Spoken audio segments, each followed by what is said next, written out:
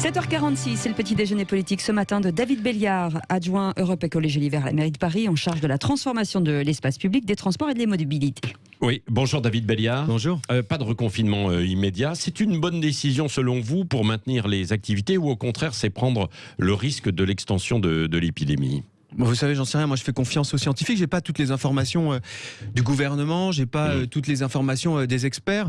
On suit les règles. Ce que je vois simplement, c'est que d'abord, moi, ce qui m'inquiète, c'est la campagne de vaccination. On a un vrai problème sur la campagne de vaccination. Vous savez, à Paris, on a ouvert 19 centres de vaccination. On est en capacité de vacciner 25 000 personnes. 25 000 personnes par semaine. Cette semaine, on sera tout juste à 10 000. Pourquoi ? Parce qu'il nous manque des doses. Ouais. Et nous avons un problème de doses. Et vous savez, le temps perdu ne se rattrape pas. Aujourd'hui, chaque jour que nous perdons, eh bien, sont des morts en plus, et c'est de la souffrance sociale. On le voit notamment avec les étudiants. Hier, tout le monde a vu peut-être sur les réseaux sociaux ces files de jeunes qui attendent pour avoir des repas, pour avoir des paniers repas. On est dans la 6e puissance économique mondiale et nous attendons toujours d'avoir des mesures qui soient des mesures d'accompagnement, de soutien, notamment pour les jeunes, et notamment parce que c'est le moment de proposer un vrai revenu citoyen, d'ailleurs comme l'a proposé Yannick Jadot. Donc vous voyez, on est dans une situation aujourd'hui qui est une situation d'inquiétude très très forte, d'absence de visibilité, d'absence d'horizon. Donc vous dites d'abord vaccination là qu'il faut accélérer, mais, c'est la vaccination on l'a vu, en fait il n'y a pas de dose suffisante là, donc il va falloir patienter quoi qu'il en soit maintenant. Mais patienter, non, on peut agir. Oui. Tu sais, moi j'ai travaillé dans la lutte contre le sida. Ouais, j'ai travaillé dans la lutte contre le sida. Il y a un truc qu'on peut faire et qui est prévu par les textes et notamment par les réglementations internationales, c'est d'activer ce qu'on appelle la licence obligatoire. Quand il y a un médicament qui touche une pathologie qui est une pathologie qui met en danger l'humanité, par exemple dans le sida, eh bien on peut d'une certaine manière outrepasser les brevets des laboratoires pharmaceutiques et dire on va faire des génériques. Et c'est parfaitement légal, il y a des compensations pour les laboratoires, bien entendu. C'est comme ça qu'on a mis sous traitement sauf que là, ils sont pas tous au point encore pour l'instant. Mais non, mais on a des vaccins aujourd'hui. Il faut mobiliser les capacités de production. Il faut mobiliser bien plus loin que ne le fait aujourd'hui le gouvernement. Nous avons un problème, oui, d'approvisionnement des vaccins. Nous avons un problème de lisibilité sur la campagne vaccinale. Et encore une fois, chaque jour que nous perdons, ce sont des morts en plus. Oui. Est-ce que la mairie de Paris, puisque vous évoquez les repas, fait quelque chose pour les étudiants ? Nous avons beaucoup d'actions en faveur des personnes qui sont, et notamment des populations qui sont les plus fragiles. Étudiants, notamment sur la distribution alimentaire. C'est-à-dire, alors très concrètement distribution alimentaire, par exemple. Ça, c'est un point qui est un point extrêmement important. La mise en place d'un certain nombre de dispositifs de soutien, notamment financiers, logement étudiant. Nous investissons dans le logement étudiant. Il y a un certain nombre d'actions qui sont mises en place. Mais il y a encore du boulot pour le logement étudiant à Paris. Pardon, mais non, mais attendez, c'est vrai. Je vais vous dire, on a du boulot, mais on a énormément de boulot. Mais pour ça, il faut qu'on ait un front commun, un front commun de solidarité. La commune, les collectivités, Paris, eh bien, ils prennent leurs responsabilités et nous agissons. Nous avons besoin que le gouvernement et au niveau national, ils prennent leurs responsabilités. Au lieu de dire, les étudiants, vous savez, ce qu'ils veulent, c'est travailler. Non, aujourd'hui, bien sûr que tout le monde veut travailler. Bien sûr qu'il faut redonner du sens au travail. Mais ils veulent aussi étudier. C'est pour ça que nous battons. C'est pour ça que je me bats pour un RSA pour les moins de 25 ans, pour un revenu citoyen pour les plus jeunes. Et ça, c'est au gouvernement de le faire. C'est maintenant. Ça fait des années qu'on parle de ça. Eh bien, moi, je vais vous dire, je suis en colère chaque fois que je vois des images, chaque fois que je vois des étudiants qui attendent comme ça des distributions alimentaires. Il y a une précarité, il y a une pauvreté très forte dans cette génération qui est une génération sacrifiée. Il faut agir. Oui, vous êtes en charge des transports. Il y a le maintien du couvre-feu à 18h. Est-ce que les répercussions sont fortes, à Paris notamment, en termes de bouchons, de cohues dans les transports ou pas ? Écoutez, ça se passe plutôt globalement bien. Oui, on a des pics d'embouteillage liés notamment, qui sont un peu plus tôt d'ailleurs. On le voit 17h, 18h. Après, il y a une baisse de la circulation automobile. Les gens sont globalement disciplinés. On continue à faire beaucoup de vélos. On voit bien que les infrastructures de vélos, eh bien, elles trouvent. Oui, enfin là, c'était difficile ces derniers jours. Je l'ai vu quand même où il pleuvait. Il y a moins de gens. Ça reste quand même extrêmement utilisé. Vous savez que moi, par exemple, j'utilise beaucoup mon vélo, j'ai la chance de pouvoir le faire. Parce que vous êtes Paris-Paris, quoi. Mais si vous habitiez à 20 km de oui, vous avez raison, c'est pour ça. Vous savez, c'est pour ça qu'il faut continuer. Les gens qui travaillent à Paris ne sont pas souvent des Parisiens. C'est pour ça qu'il faut continuer à investir dans les transports en commun. Peut-être qu'on va en parler, mais c'est pour ça que, franchement, quand vous voyez Alstom qui aujourd'hui... Alors oui, sur ce sujet, oui, Alstom qui dit en fait maintenant qu'il veut revoir, parce qu'avec Bombardier, le contrat pour le RER B, c'est-à-dire que... 146, vous savez, encore hier, il y a encore eu des problèmes sur les lignes de RER et notamment sur la ligne de RER B. Pourquoi ? Parce qu'il y a une vétusté des transports. C'est exactement lié en fait à la question sur les mobilités. Ben regardez, en fait aujourd'hui on a une capacité, on a signé un contrat avec Bombardier qui est maintenant a été racheté par Alstom, 146 nouveaux trains. Et aujourd'hui, que nous dit Alstom Bombardier ? Ils nous disent non, on va pas vous les livrer parce que c'est pas assez cher. C'est un groupe qui fait 15 milliards d'euros de chiffre d'affaires. 15 milliards d'euros de chiffre d'affaires. Oui, mais visiblement, ça n'allait pas très bien puisqu'ils ont été rachetés. Qui prend en otage des dizaines de milliers d'usagers qui aujourd'hui attendent de nouvelles rames parce qu'ils veulent, et nous voulons tous, une amélioration de la qualité de transport. Nous les avons, vous savez, on les a pas forcés à faire cette offre.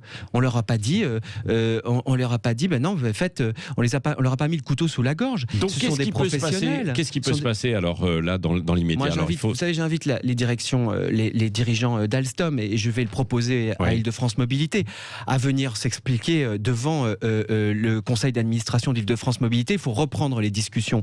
Aujourd'hui, on peut pas prendre des années et des années de retard avec la livraison de ces nouvelles rames. Il peut être carrément revu en cause ce contrat ou pas? En tout cas, on ira. J'espère. Moi, je le verrai avec l'ensemble du conseil d'administration. Et ma position, c'est qu'il faut aller jusqu'au bout. D'abord rediscuter parce que notre objectif, c'est que ces nouvelles rames, elles soient livrées pour encore l'amélioration des transports au quotidien dans le RER B. Et si Alstom Bombardier refuse de le faire, il faudra aller en justice parce que ces gens ont une obligation contractuelle. Il faut aller jusqu'au bout. Il en va du quotidien et de l'amélioration du quotidien de dizaines de milliers de personnes. Oui. Est-ce qu'il faut interdire, puisqu'on évoque les transports, est-ce qu'il faut interdire les livreurs à scooter dans le centre de Paris, comme viennent de le faire Montpellier et Nantes, qui est en train de le faire parce que pagaille, trop de bruit, etc.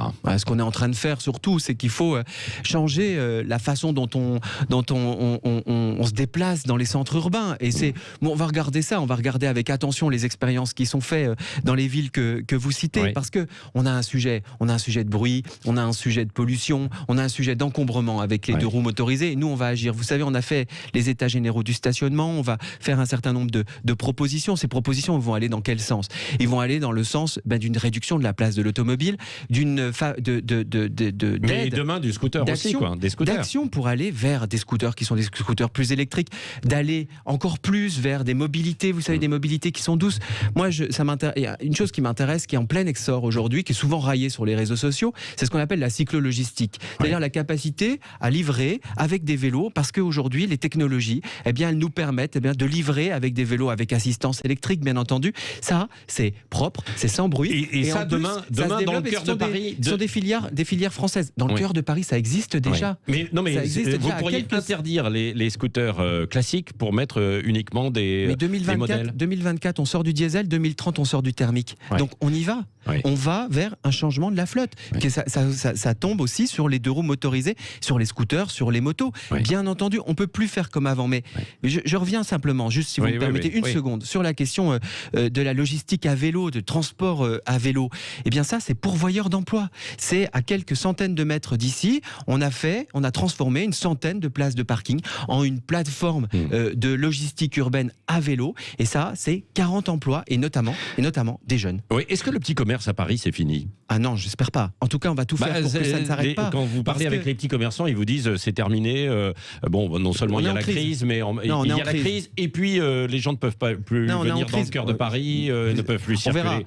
Vous savez, c'est ce qu'ils disent. Moi, je reprends leurs arguments. D'abord, la crise sanitaire, elle est extrêmement violente. Elle est extrêmement violente pour tout. Il n'y a pas que la crise sanitaire, ça avait commencé avant. Quand même. Mais mais vous savez, lorsque on fait des places piétonnes, lorsqu'on fait des pistes cyclables, eh bien, lorsqu'on regarde l'évolution du chiffre d'affaires et notamment des commerces de proximité, eh bien, ils augmentent. Pourquoi ? Parce que on améliore la qualité de vie, parce que quelqu'un qui est à pied ou quelqu'un qui est à vélo, eh bien, consomme plus parce qu'il a plus le temps et on le voit dans toutes les études qui sont montrées là où on l'a fait, que ça soit en France ou à l'international. Donc, moi, la politique que nous menons, qui est une politique de transformation des mobilités, c'est une politique aussi de soutien au commerce. Par contre, là où je suis d'accord avec vous, c'est qu'aujourd'hui, à l'heure où on se parle, la situation des petits commerces à Paris et des commerces en général, elle est extrêmement difficile, mais elle est extrêmement difficile liée au couvre-feu et aux conséquences de la crise sanitaire. Oui, vous avez co-signé cette semaine une tribune où vous portez à 30% le quota de logements sociaux dans les villes.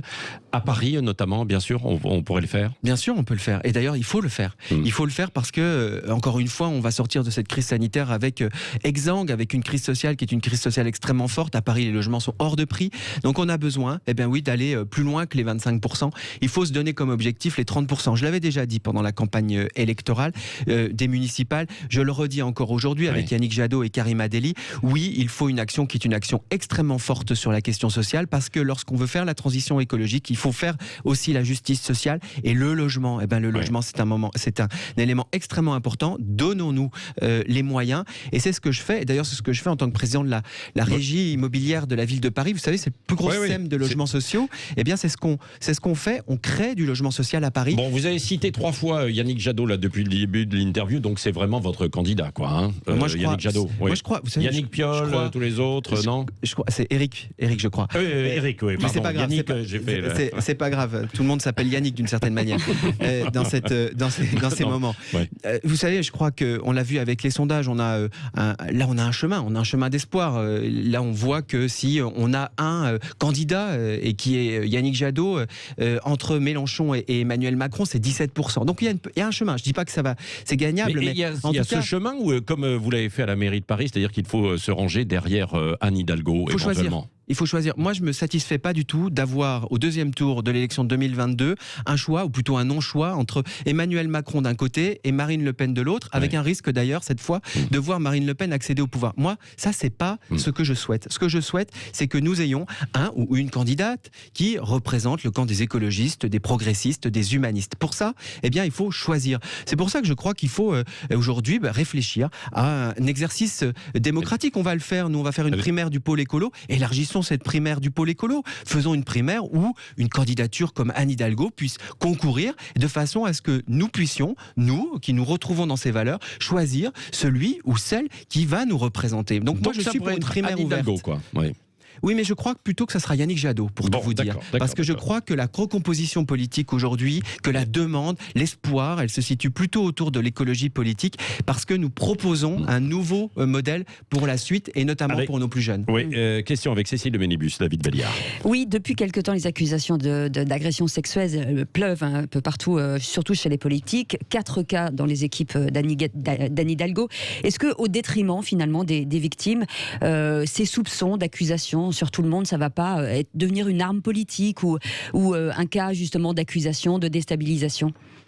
Je crois surtout qu'il faut changer les comportements. Manifestement, on a aujourd'hui une situation où le temps change. Les temps changent. La parole se fait plus forte. Et je crois que aussi aujourd'hui, on l'entend, on croit aussi un certain nombre de témoignages. Moi, je crois beaucoup à ça. Il faut qu'on change un certain nombre de comportements. Donc vous croyez les gens qui accusent certains membres des équipes ? Vous savez, moi, sur les réseaux sociaux. Derrière, c'est les réseaux sociaux. C'est la justice. C'est la justice qui décide qui est coupable et qui est innocent. La justice, elle se fait aujourd'hui sur les réseaux sociaux. Non. Aujourd'hui, non. La justice, elle se fait au niveau de la justice. Il y a une question aussi, d'expression. Aujourd'hui, les choses se disent, les témoignages se font. Ceux qui sont accusés aujourd'hui sont coupables. Les témoignages se font sur un certain nombre de réseaux. Vous avez raison. Moi, je pense notamment à MeToo, les témoignages d'inceste extrêmement émouvants. MeToo Gay, par exemple. Tout ça, ce sont des vagues, moi, que je trouve extrêmement positives. C'est la libération de la parole, c'est aussi l'expression d'une demande, d'une autre forme de société, d'une autre forme de rapport, et notamment de rapport entre les hommes et les femmes, parce que moi, je crois c'est une forme de justice expéditive sur les réseaux sociaux, quoi. mais par rapport à Parce ça... que les gens sont immédiatement condamnés. Non, ils ne sont pas condamnés. Ils ne sont pas condamnés. Personne. Non, personne. Mais non. Socialement. Vous pouvez pas dire ça. Il y a la justice doit faire son travail. Après, on va pas cacher sous le boisseau ce qui a été caché sous le boisseau pendant des dizaines et des dizaines d'années, parce que ce que nous payons aujourd'hui, ce que nous vivons aujourd'hui, c'est la fin du silence. C'est la fin de ce moment où on ne pouvait pas dire ce qui relevait de l'indicible.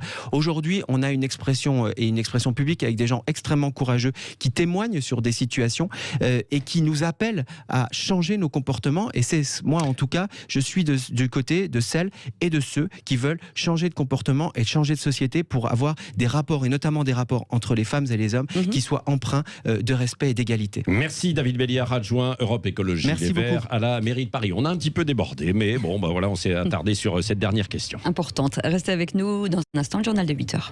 Sud Radio, c'est vous qui en parlez.